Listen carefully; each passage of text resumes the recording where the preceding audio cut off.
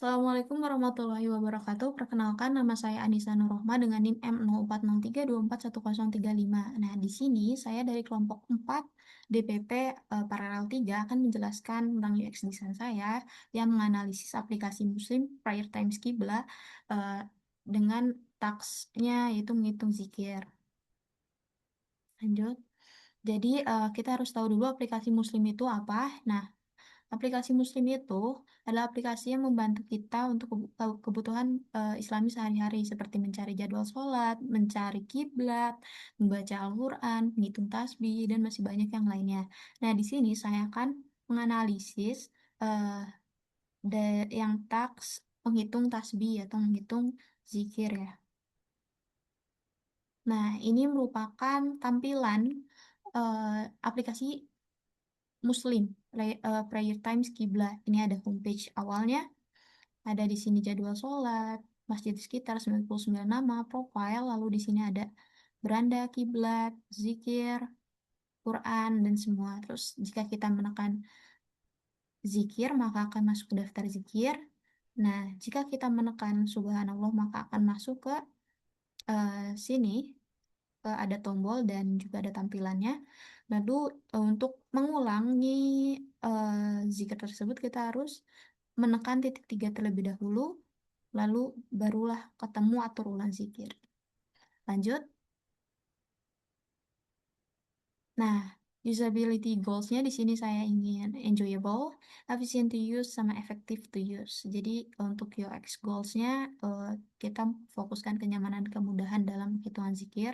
Selain itu efisien dalam penggunaannya, yang dimana pengguna dapat menghitung zikir dengan cepat dan juga tepat.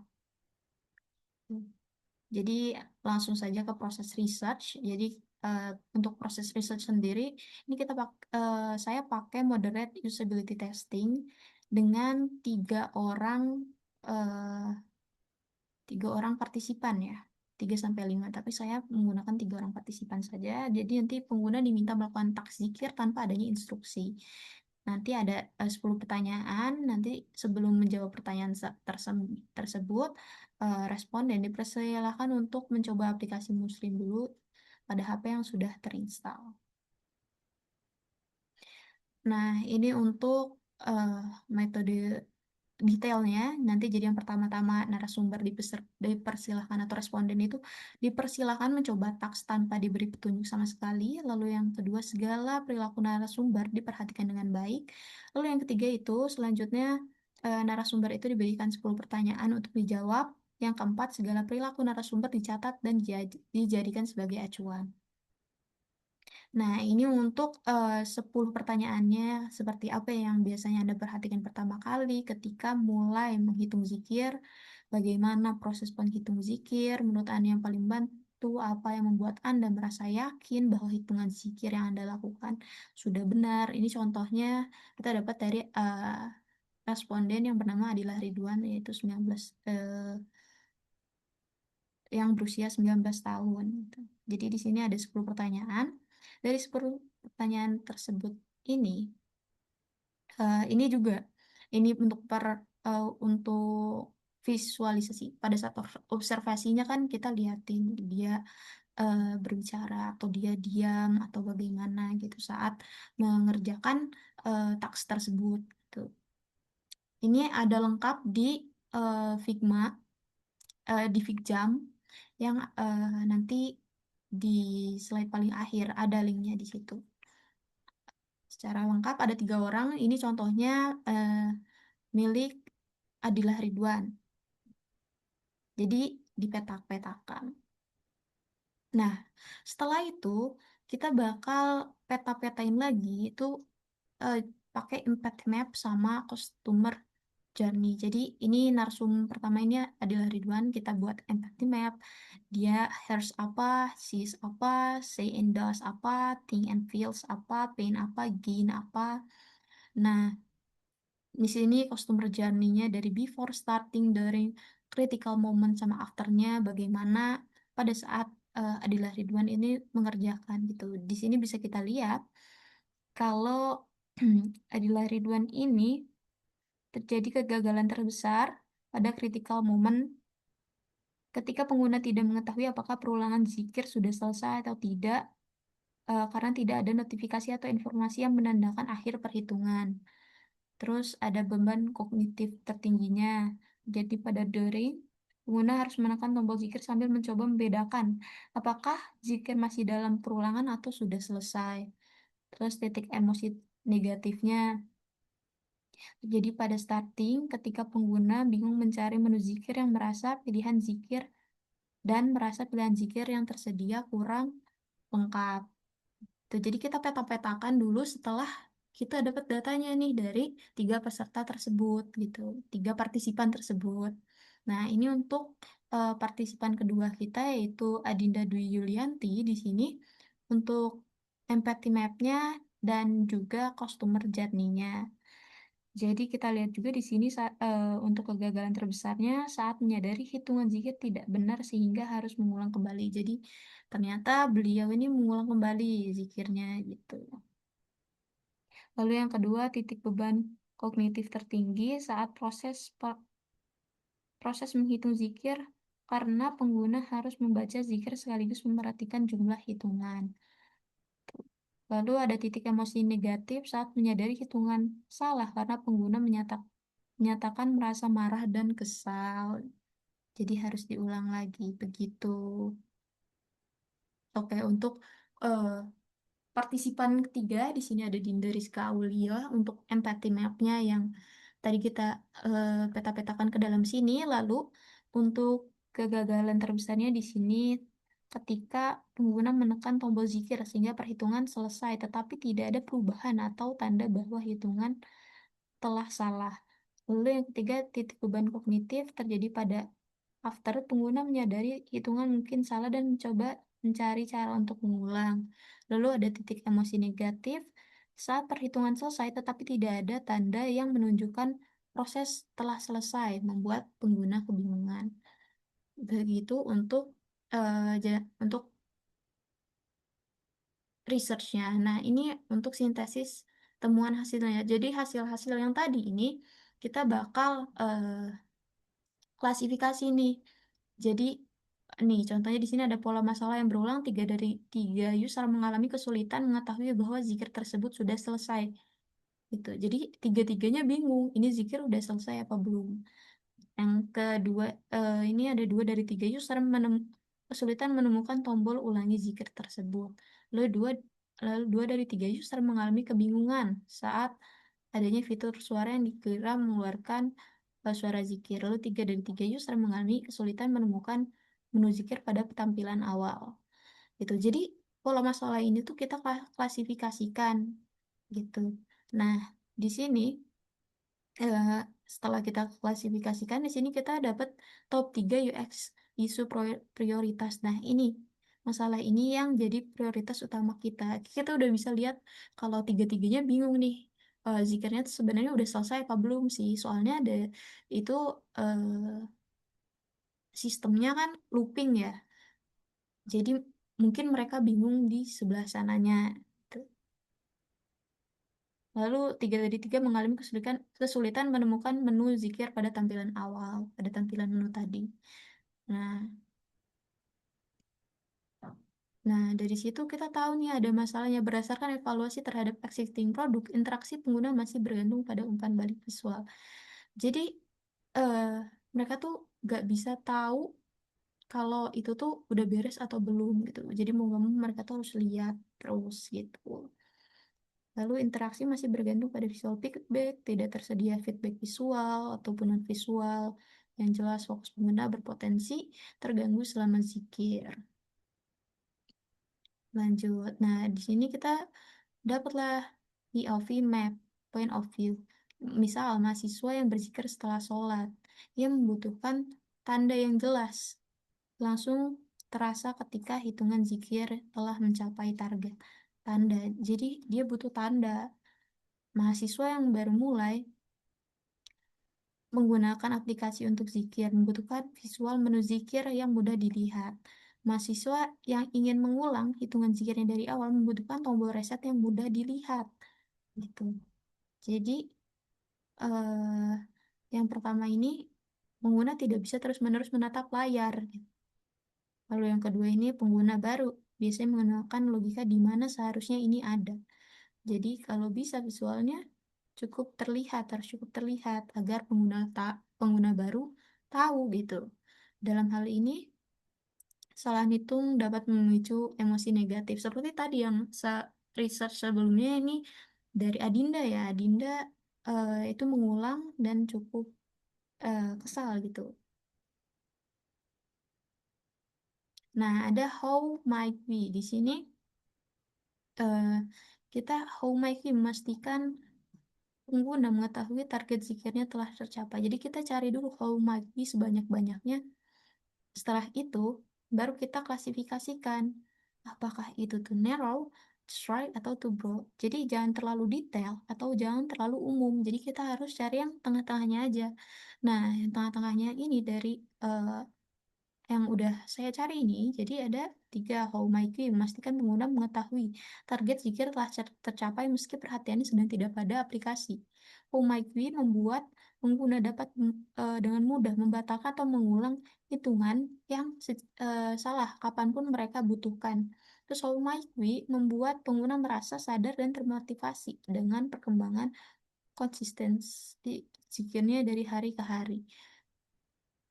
Nah, jadi kita pilih satu yang paling utama itu how might we memastikan pengguna mengetahui target zikirnya telah tercapai meski perhatiannya sedang tidak pada aplikasi.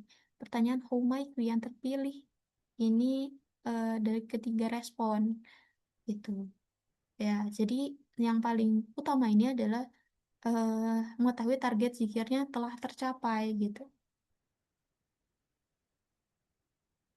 Nah, ini untuk user persona map-nya. Jadi seperti apa persona map yang bakal kita cari ini? eh, jadi ada misalnya ini Sari ya. Sari adalah seorang mahasiswa aktif yang berusia kisaran 19 sampai 20 tahun. Biasanya dia menjalankan ibadah zikir setelah sholat. Selama ini mengandalkan tasbih fisik dan jari tangan, namun seringkali tasbih fisik tertinggal dan perhitungannya kurang akurat. Ia terbiasa menggunakan smartphone dan mencoba beralih menggunakan aplikasi digital untuk menjaga keakuratan dan konsistensi ibadah harian. Nah, jadi buat itu user map-nya. Jadi eh, pengennya sih ada indikator yang jelas saat target mencapai entah itu suara, getaran, atau visual. Terus ada menu zikir mudah terlihat, bisa berzikir kapan saja, di mana saja, tanpa harus membawa tasbih fisik. Gitu. Lanjut, nah ini untuk editionnya pakai brainstorming, jadi kan tasknya ngitung zikir. Jadi di sini ada brainstorming sebanyak-banyaknya, gimana sih caranya gitu, solusinya apa sih gitu. Jadi eh, di sini mungkin tiga aja ya. Adanya perbedaan pada saat menghitung dari awal sampai akhir dengan dari awal hingga sebelum akhir dengan akhirnya. Jadi ini tuh mikirnya kalau sebenarnya pak waktu perjalanan nih beda nih sama udah sampai gitu. Terus yang kedua ini hanya memberi tanda berbeda pada saat tertentu, ada pola seperti hanya pada saat perhitungan awal saja. Mungkin ada polanya, mungkin per 5 kali ada sesuatu gitu, atau gimana gimana gitu. Gitu. Jadi masih secara umum ini brainstormingnya. Nah, di sini kita harus ingat lagi, nya apa memastikan pengguna mengetahui target sekiannya telah tercapai. Gitu.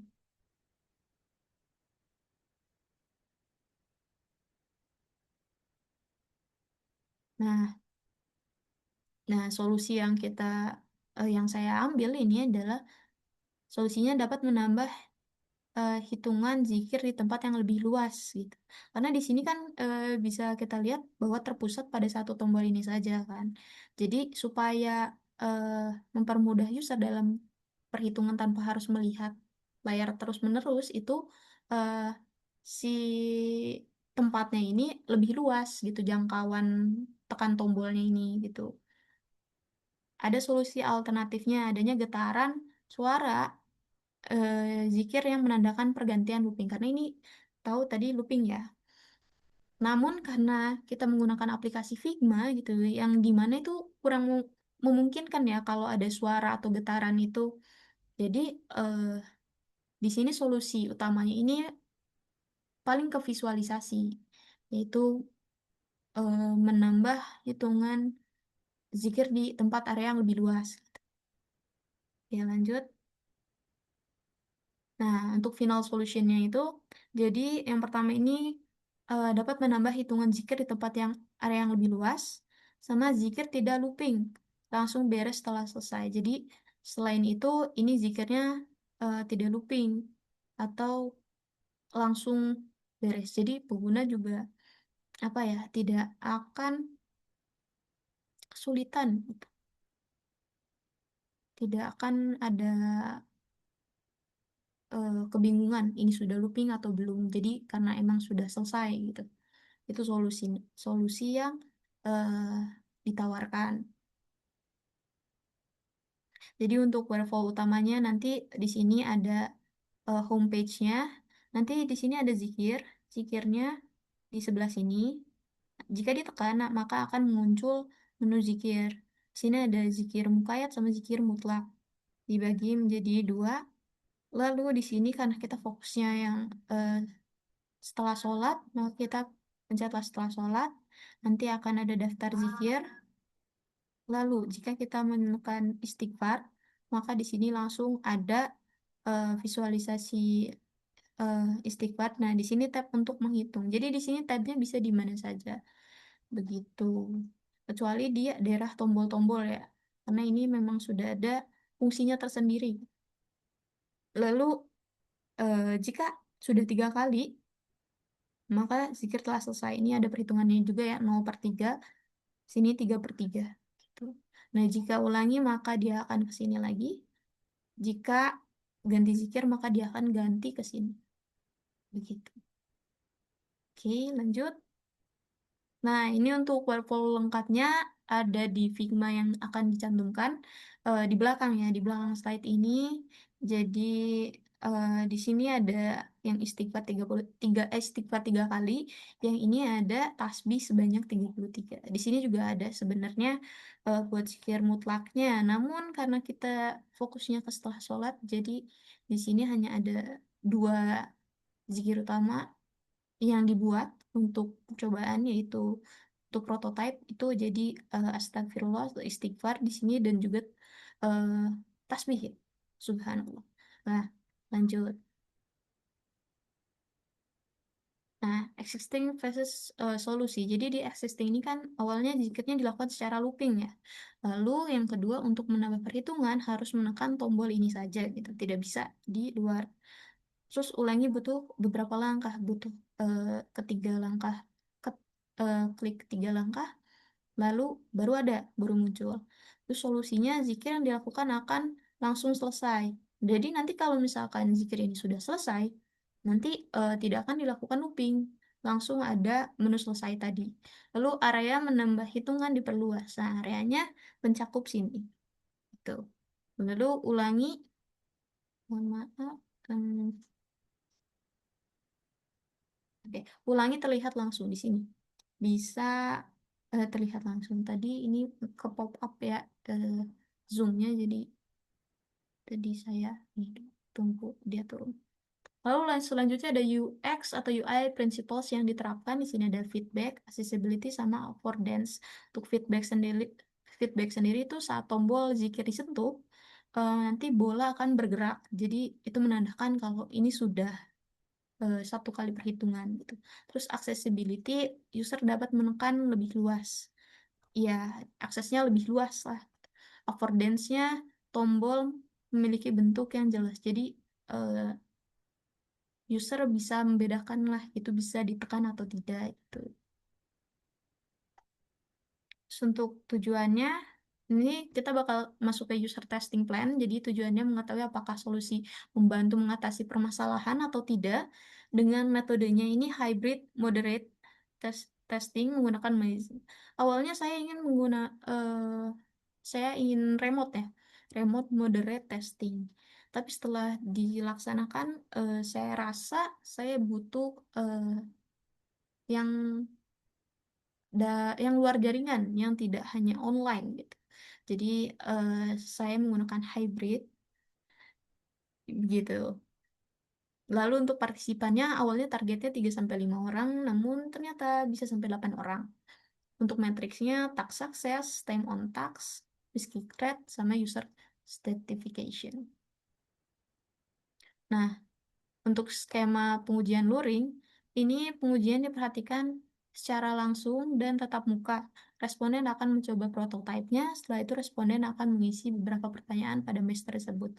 Untuk daring, pengujian dilakukan secara online via Zoom atau WhatsApp. Responden akan diberikan link Maze, lalu mengisi sambil share screen tab tersebut.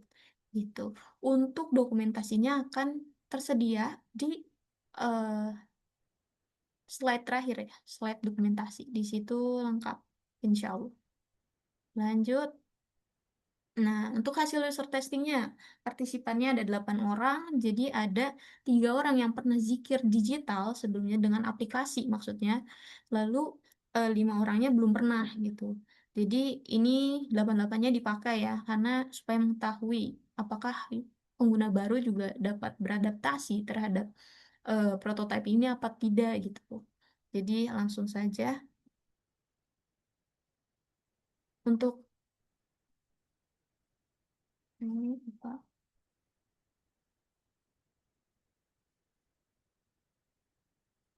Ah, selanjutnya ada usability score secara umum. Nah, ini dari aplikasi Mesh-nya ada usability score. Itu dapatkan 77.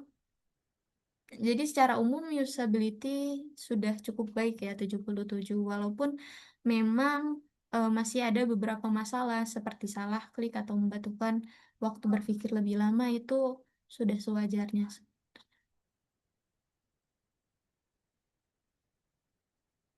Oke, untuk yang pertama ini kita lihat hasil user testing melihat menu zikir karena tadi awal-awal problemnya juga melihat menu zikir di awal kan. Nah, di sini bisa kita lihat ada success rate-nya 100, artinya itu semua user itu bisa eh, melihat menu zikir. Namun ada misklik sebanyak 11,1% gitu. Dan untuk average duration-nya 28,3. Itu kita lihat seberapa mudah taks menemukan seberapa mudah taks menemukan menu zikir untuk diselesaikan ini sangat mudah berdasarkan 8 orang tersebut, partisipan tersebut. Lalu ada menghitung zikir. Nah, di sini kita bisa lihat success rate-nya 100%, untuk miskliknya 7,9%. Lalu seberapa mudah taks menghitung zikir istighfar diselesaikan itu 7 orang berkata sangat mudah dan 1 orang berkata mudah. Gitu. Jadi bisa disimpulkan bahwa ini cukup mudah ya, walaupun ada 1 orang yang bilang mudah, mungkin dia misklik atau mungkin kesalahan dari prototipenya, kesalahan saya. Lalu dilanjut cek progres zikirnya. Di sini kita bisa lihat 100% juga sukses rate-nya, terus 18,5% misklik. Lalu untuk mudah task cek progres zikirnya ini ada eh, 6 orang berkata sangat mudah, 1 orang berkata mudah, dan eh, 1 orang berkata cukup mudah. Jadi di sini karena cek progres zikir ini belum ada ya di aplikasi existing sebelumnya, mungkin saya memang masih harus eh, ini lagi, ulik lagi gitu, supaya eh, menjadi aplikasi ini menjadi lebih baik. Lanjut ada mengulang dan mengganti zikir. Untuk mengulang dan mengganti zikir ada 100% success rate-nya, ada 2,8 miskliknya, seberapa mudah mengulang dan mengganti ada 7 orang berkata sangat mudah dan 1 orang berkata cukup mudah. Untuk average duration-nya ada di bawah 1 menit, itu 58,6 second. Oke, secara keseluruhan di sini bagaimana pengalaman partisipan tersebut? Di sini ada 7 orang berkata sangat baik dan 1 orang berkata cukup. Nah, untuk bagian mana sih yang menurut partisipan tersebut membingungkan ini? Ada 5 orang berkata tidak ada yang membingungkan, ada yang 2 orang berkata melihat progres jumlah zikir, sama 1 orang bang berkata mengulang hitungan gitu. Nah, di sini kita lihat temuan positifnya. Jadi yang pertama adanya progres saya. Wah, jadi di progres saya ini mungkin positif dan negatifnya pasti ada ya. Yang di sini adanya progres saya, angka dan perpindahan bola pada zikir membuat responden-responden ini yakin gitu. Lalu success rate dari 4 task tersebut ini 100% semuanya dapat diselesaikan gitu. Dan ini juga salah satu bentuk fungsi dari perluasan perluasan ini, perluasan ketukan ya. Karena ketukannya ini tidak selalu di tempat itu saja gitu fungsinya.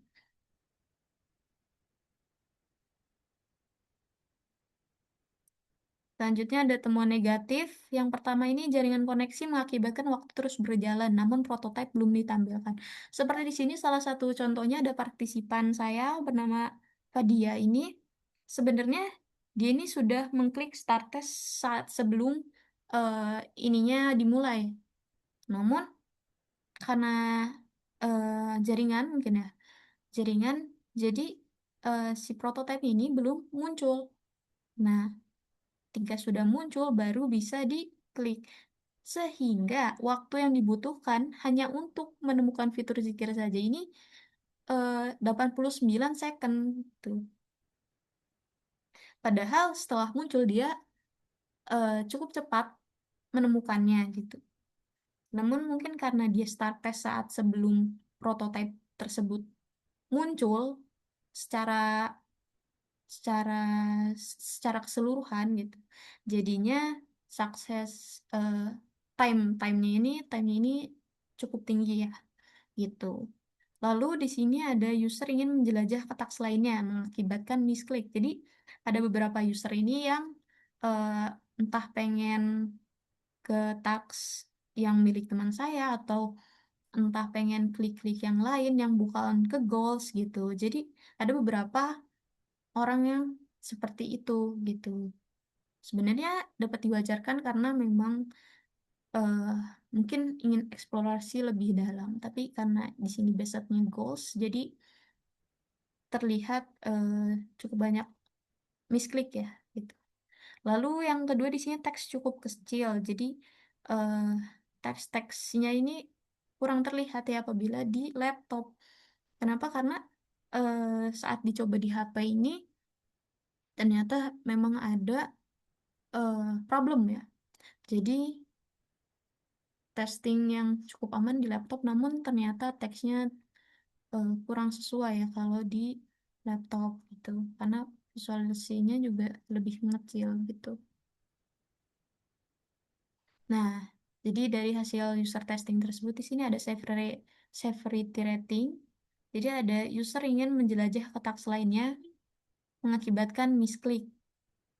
Itu minor karena taks masih bisa diselesaikan walaupun terdapat misklik gitu. Ukuran teks terlalu kecil pada laptop moderate karena teks masih bisa selesai walaupun terdapat misklik. Nah, ini kenapa severity-nya beda, minor, padahal moderate, padahal keduanya sama-sama aman dan cuman karena misklik. Yang kedua ini, yang moderate ini, karena dia ukuran teks terlalu kecil. Jadi, ukuran teks itu sangat cukup mengaruhi ya untuk membaca gitu. Jadi dia itu cukup mengganggu. Tapi kalau user ingin menjelajah ke teks lainnya, itu kan ya memang sudah sewajarnya gitu. Jadi cukup, jadi itu aman. Namun untuk ukuran teks itu harus diperbaiki gitu. Namun tidak ada eh, severity yang tinggi ya. Ya, itu. Nah, untuk rekomendasi perbaikan di sini user ada juga perbaikan dari user, yaitu fontnya itu terlalu kecil jika digunakan pada laptop. Lalu kalimat zikir yang harus diperlengkap lagi karena ada beberapa yang hanya astagfirullah, bisa dipanjangkan menjadi astagfirullahalazim gitu. Lalu perbaikan bola yang dirasa cukup besar. Ada user juga yang berkata kalau bolanya itu cukup besar, bisa diperkecil. Lalu progres yang sebaiknya langsung ada saat membuka menu zikir. Untuk progres, eh, user tersebut inginnya progresnya pengen langsung ada eh, setelah membuka menu zikir. Ini itu beberapa pertimbangan-pertimbangan dari usernya. Dan memang yang paling diwajibkan ini untuk font ya. Font ini harus diperbaiki. Mungkin eh, memang perbedaan ini juga ya, perbedaan fungsi juga untuk laptop atau untuk HP kan. Dan juga pada saat pakai laptop di aplikasinya juga kan mengecil di websitenya. Ya, walaupun harusnya masih bisa adaptif gitu,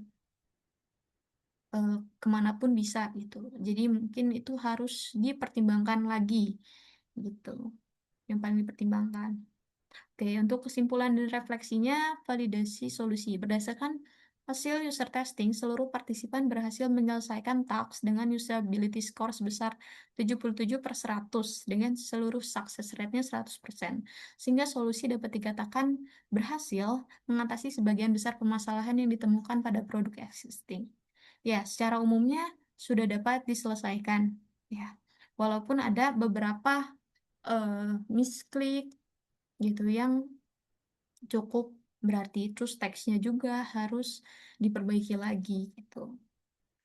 Nah, jadi UX goal yang tercapai itu kemudahan dalam menghitung zikir karena lebarnya lebarnya area menekan itu sudah diperluas lagi gitu. Jadi sudah memudahkan gitu walaupun masih ada untuk kenyamanan yang perlu diperbaiki, kenyamanan teks terutama itu. Nah, ini untuk Direktori Tautan apabila ingin melihat eh, entah dokumentasi, prototipe Figma, Figma Jam atau hasil mazinya. Oke, sekian dari saya. Mohon maaf apabila banyak kesalahan yang diperbuat dan eh, saya Anissa Nurrohma dengan NIM M040324 di 2410035 izin menutup sesi presentasi kali ini.